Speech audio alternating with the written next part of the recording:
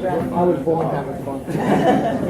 We get there at 12. Get home by so it's short and sweet answers. Yes, no. Okay. All right, guys, for early meetings. It's so great. See you soon. Thank you. Okay. We're good?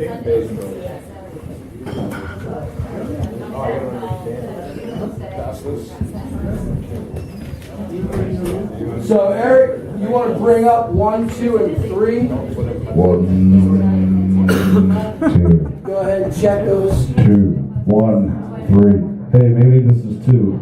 Cash, check. Cash, check. That's me. Yeah, a little hot.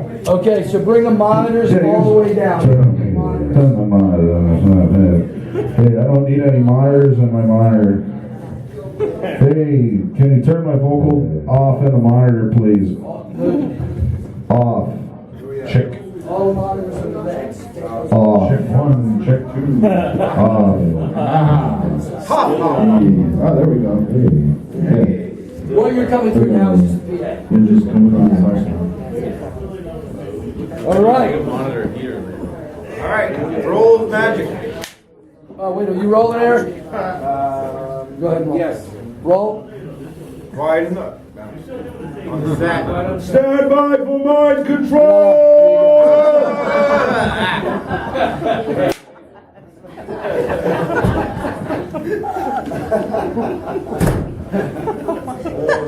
Never touch a musician by his head. That's right. All right.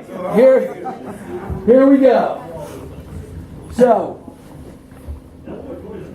why do you do this? It's not for the money. You need to come back with a full It's We don't do it for the money. no, we don't do it for the money, but you can't really do something like this for the money.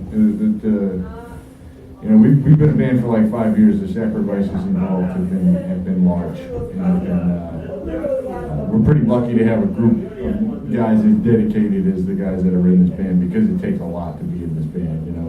We don't make a whole lot of money. We're traveling all the time. We're far away. We're always far away from his kids and his family. But we do it because it's kind of it's funny. Bo was talking about an addiction society, which is I think he's very right in that. But in a way, I think we're all pretty addicted to this lifestyle and the road and the driving. And as hard as it is, it's really there's not much else that could take the place of it.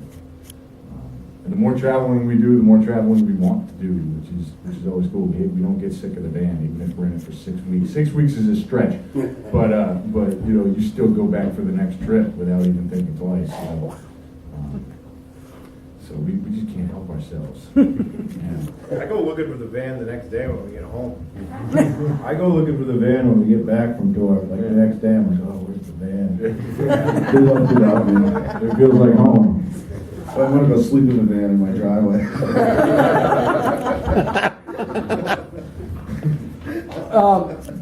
Take me through a progression of bringing new material to the band. Who are the principal? Are there principal songwriters? Who wants it? I'll take it. We got 4 or 5 or maybe 6 songwriters in the band if Brian will start stepping his ass up his game. But Luke and I have done a lot of the stuff. We've co-wrote a bunch of the stuff. Nate has done a bunch of the stuff. Wally's done a bunch of stuff. And a lot of stuff we've worked together on.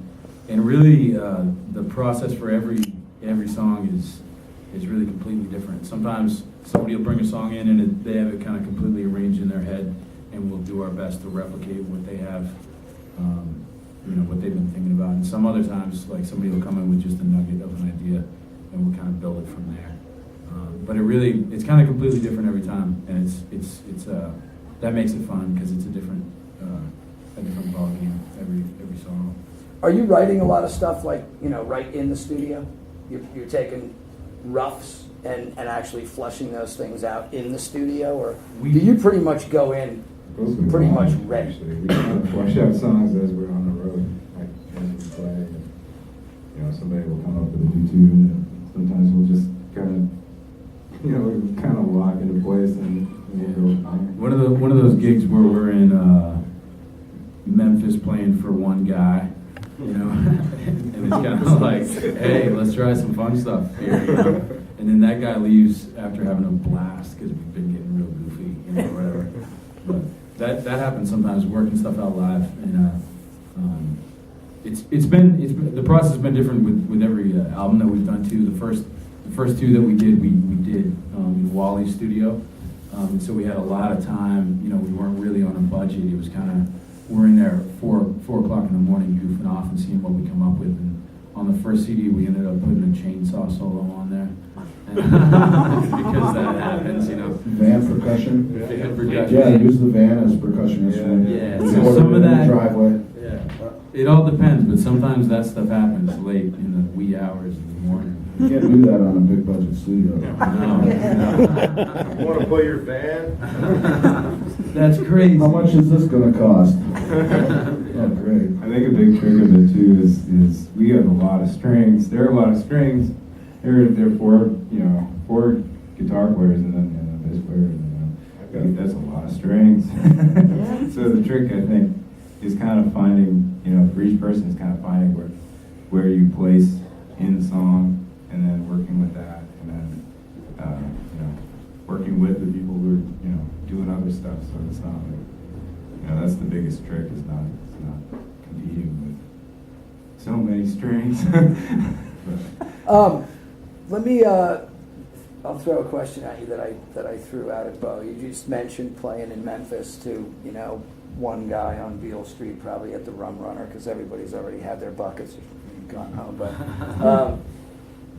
tell me about this room.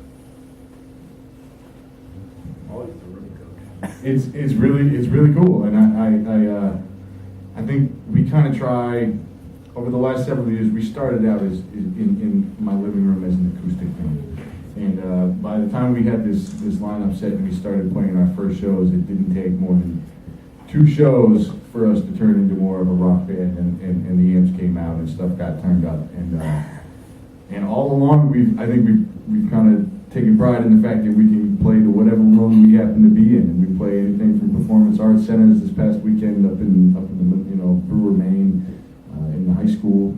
We've done a lot of those theater shows. We can do seated in the park shows. We can do an acoustic thing if we have to. We can full blown stadium rock out. We're not scared of that either.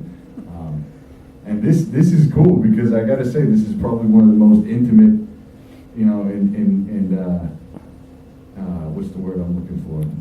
Really in tune audiences that we've gotten to play with. It's pretty cool. Yeah, Gorgeous. You guys are like,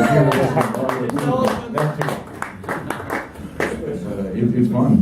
It's a lot of fun to be in front of a bunch of people who are really paying attention, and that doesn't happen everywhere that you go. It kind of freaks you out at first. Yeah. Wait, you're not drunk? Oh, Jesus. How much does the world around you get into what you're doing today? It's pretty messy out, A lot of shit going on right now. That's pretty messy stuff. How much does that really enter into? You're not a preachy band, but you're writing stuff that's significant. You're writing stuff it's got some bite to it. It's got some meaning to it. Well, for me, I think it's hard to speak for everybody, and every song kind of comes from a different place.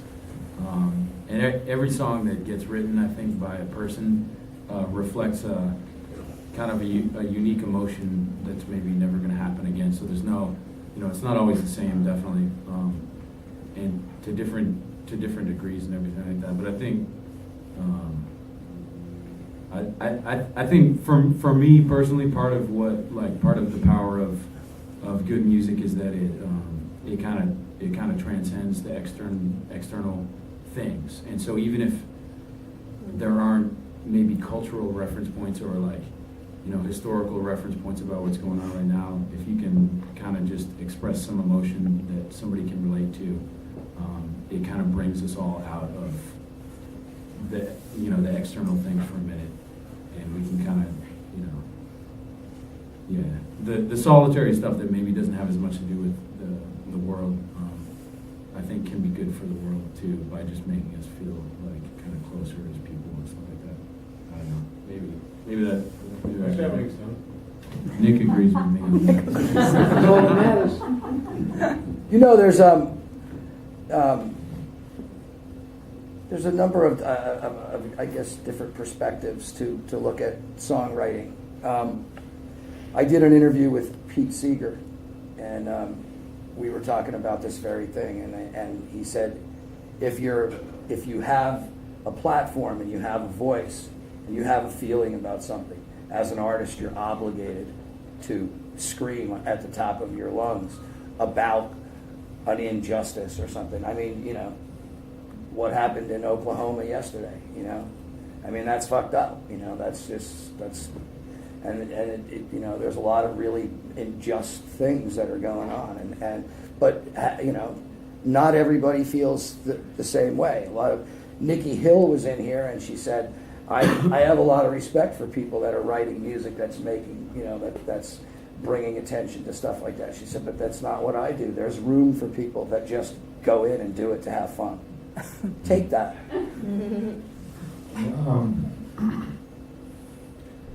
I mean, I think it's huge. I think it's important to have both. I think it's, and I also think that, you know, when you get to a certain point to where you're actually touching millions of people, yeah, I think you have more of an obligation at that point is to you know, bring to light some of the things that you think need to happen or need to show. But I think there's a fine line, because I also think that as musicians, if we took ourselves too seriously, then you know, it can very easily be no fun at all. And that's, you know, it's easy to get dragged down in some of this stuff that's going on all around you. And as an artist, you don't want to get lost in that whirlpool either, because at the root of everything, you got to enjoy yourself. That's kind of, and we do an awful lot of that. I think, you know, we're from Maine. Maine is a funny place, and it's stuck up there where we're off there on our own. Our humor is really, really dry. Our humor is really, really subtle, and I think it comes out in our writing too. I think we've got a lot of subtle undertones going on in some of the fun songs, even, that people have to really listen hard to for that to come through. But it's there. It's always there. Doing an interview with Marcia Ball, she said, if you can get people to dance, money becomes a storage issue as a musician. Bullshit. We're working on that. I'll take her on her word. We went by the storage facility today. We were going to stop and buy one, but we can't afford it. A little light. Right? Well, that's the thing. Like, it's, even in the hard times when everything's going bad, people are still always searching for happiness, having a good time, and dancing. And it's a big, you know, we saw it down south. We were down in Arkansas. Fayetteville was nuts. The people just, you know, two-stepping everywhere. It's like, you know, it's funny actually. People in New England don't really do that, because I think it's just too damn cold. It's too cold to dance. But I don't know. Too cold to two-step. That's Too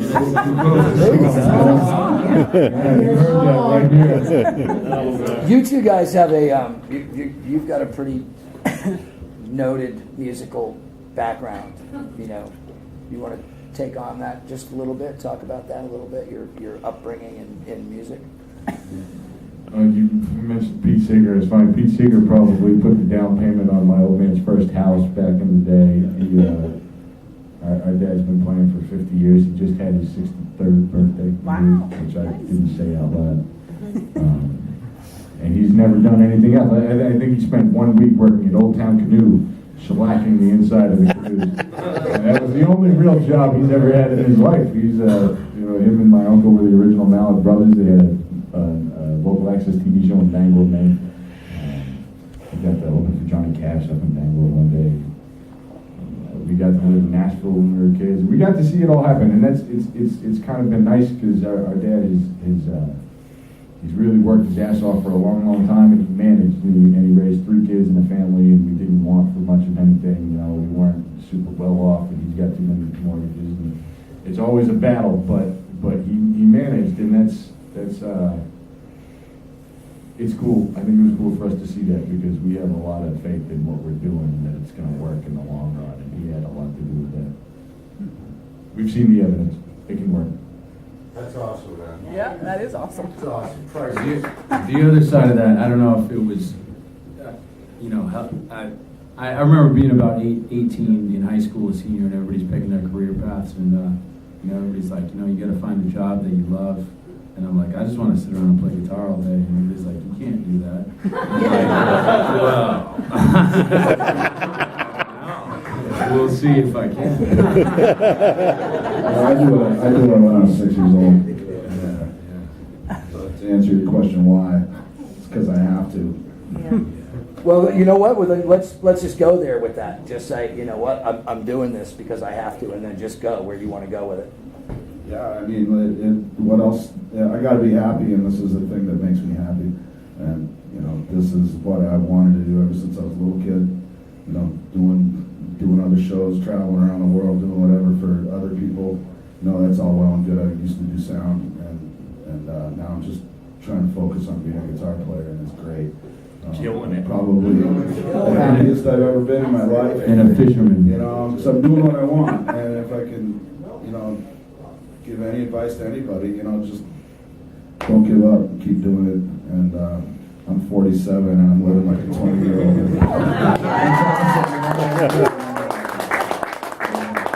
Don't tell his wife that you said that to her. No, she's behind me 100%, and I couldn't do it without her. So, without her support, I wouldn't be able to be here right now. Thanks, Rachel. Yeah, Everyone gets a car. Actually, we should give a shout out to all the girls. You got 6 really awesome girls behind us, and they've been nothing but gold the whole time. Yep. Now, what sort of took me a little bit sideways when you guys started was that as entertaining as this band is, that obviously the focus when you take the stage, you're all incredible players, you're all great singers, but you're now that's going to be on. You just got yourself on the television.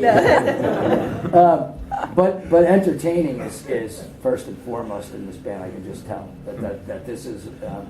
So when you're sitting back there and you're getting ready, and back there could be any back there at any venue that you're going to take the stage. Is there something, is there, I don't want to use the word philosophy, I don't like that word, but is there a focus that, that you guys have sort of formed on how you're going to entertain? I don't know if I'm saying that right, but, I think that goes to the room too, though, because we'll come into a room and we'll kind of judge it and see, how we do it, what we're going to do tonight. You want to get your head in the game and make a game plan. Nick usually makes the set list, and then we kind of look at it, Change it. Yeah, we change it. Kind of figure it out from there. I think that's kind of what I'll do, and then I'm actually much better up here than I am waiting to be up here because it's not nerves. It's more just. It's a comfortable feeling. I got my own space, my space. Ooh, no, it's not. Yeah, sure, It's true. Energy breeds energy. I think if the crowd is giving you a lot, it makes it a whole lot easier. And there's different levels of that too, because it doesn't have to be rowdy for the energy to be right. And we end up getting a lot of good energy, so it's fun. It makes it fun for us. We look forward to getting on stage because we always enjoy it so damn much. So what do you want the audience to take away from that experience with The you? CD and the t-shirt. Yes. And the Koozies, beer koozies. Well, you gotta say that in a complete sentence, I think. And serious, fairly serious. CDs and a t-shirt are for sale. Right Do you have here. any t-shirts? No, we're not. Yeah, we sold all. Always jumping on that. We're real on top of everything. But I think What's better than French fries, I guess? I think that whatever anybody can possibly get that's a good thing out of our music is good, and sometimes it's dancing, and sometimes it's listening to some song, you know, like, it's a pretty amazing thing to just have somebody come up to you at a show and say, hey, I listened to this song like 100 times, and it means a lot to me. It's like, right on. Like, that's about the best thing ever. But then, the other best thing ever is to have a bunch of people dancing, you know, so it's, whatever, you know, whatever works, you know. People are, if anybody's getting anything at all out of what we're doing, then it kind of makes it worth it, and it can be whatever. I don't even care, as long as if it's something, then it's cool. If you're having a good night, then maybe you'll get lucky. There you go. Yeah. At the end of every one of our shows, we want everyone to make love. Not here, when you get home. Not at the show. Maybe in the parking lot, we'll try to see your car, whatever. Oh, man.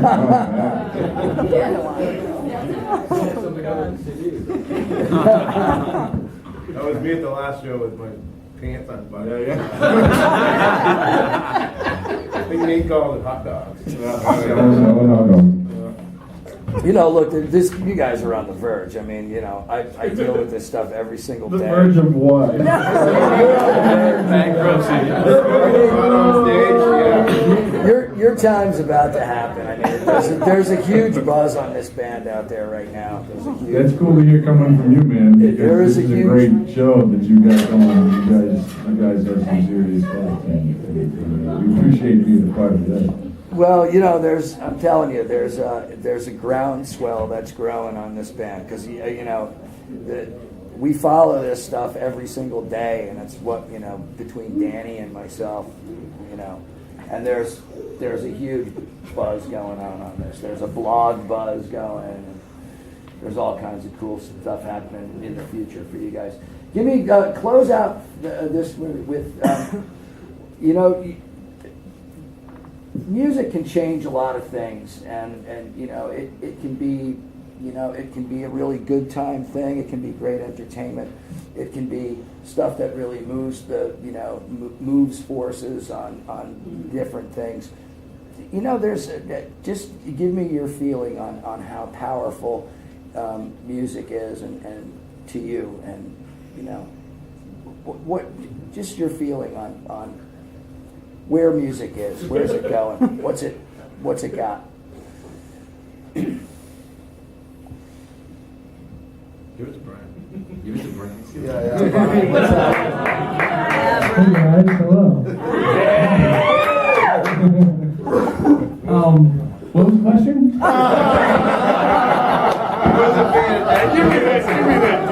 Brian's been daydreaming. He was thinking about the band rations. Band stuff, Brian. Band stuff. Smelling hot dogs. Smelling hot dogs, dude. Didn't stop thinking about hot dogs. Hot dogs. It's all he could think I think it's primal. I think it's as old as we are as a people. I think it goes back long before we were thinking straight. We were making music. Thinking straight came later. Music came first. It precedes, you know, it precedes the stress and the problems and the chicken and the egg. yeah. It's a little bit. We are vibrational it's a little bit of beings, both. and the music is a vibration, and we're just trying to give off some good vibrations, baby. That's it. I mean, you know, Without the reggae part. Without the reggae part. But it's not with the reggae part. sometimes the reggae part, yeah. It's as natural as it comes. There's nothing more natural than music, and it's a vital part of all of us, of everybody. I don't care who you are. It's also,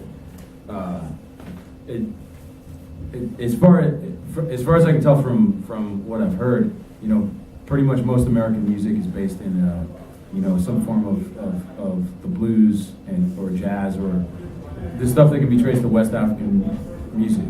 And West African music a lot of the times is not just music, but it's a religious thing too, and it's a really important part of life, equally important as the logical part. You've got the religious, musical voodoo thing going on, and I think what it is, it's just voodoo, and it's just black magic, and nobody knows anything about it, and they're never going to. It just is. It's sweet, so listen to as much as you can. Yeah, that's right. Yeah. But it's just voodoo. It is magic. Anybody have any questions? Who drives the van? I definitely